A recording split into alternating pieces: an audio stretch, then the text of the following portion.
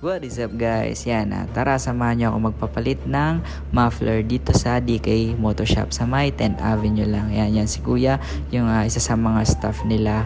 Then dadalhin niyan doon sa may muffler shop kasi wala pa silang stock ng mid-link pipe. Yan, ayan yung mid-link pipe gagawin nila. Iko-customize para magsakto sa napili nating muffler.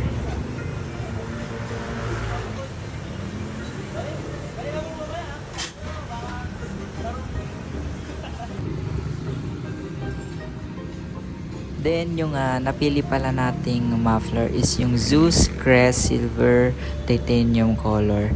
Then ito yung mga available nilang muffler.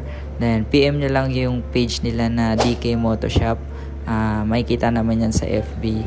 Para tanong nyo yung mga price list ng kanilang mga muffler. So yan guys, natapos na yung ating mid-link pipe para sa ating muffler.